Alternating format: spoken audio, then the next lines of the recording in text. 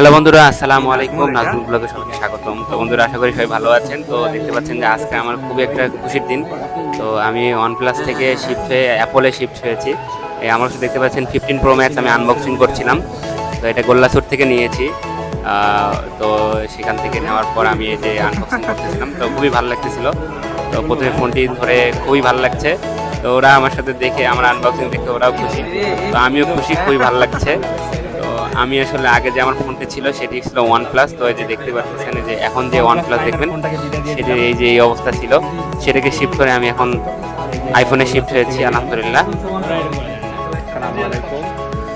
আজকে যে iPhone 15 Pro Max দিলাম গোল্লাছুট থেকে। সবাইকে স্বাগত। না, ওইটা বলবো না। আমার আসলে এর আগে ফোন ছিল হলো OnePlus 9R, যে ফোনটার অবস্থা যে অবস্থা দেখছেন।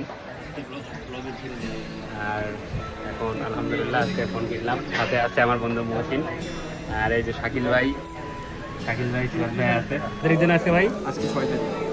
06/06/24 কিনলাম। হ্যাঁ, ঠিক আছে, থ্যাংক ইউ ভাইয়া। Thank you. আইফোনের সাথে শুধুমাত্র একটি কেবল দিয়ে থাকে, আর এই যে আপনি যে চার্জার যে আছে, তারপরে প্রোটেক্টর আছে, ক্যামেরা প্রোটেক্টর, এগুলো সবগুলো নিতে হয়। তো আমি সবগুলো নিয়েছি এখান থেকেই, গোল্লাছুট থেকে। আমার ফোন সাথে এই যে টাকাগুলো দিয়েছিলাম। তো অ্যাক্সেসরিজগুলো দাম পড়েছে প্রায় 1200 থেকে 1300 টাকা, আর চার্জারটার দাম নিয়েছিল 3000 টাকা।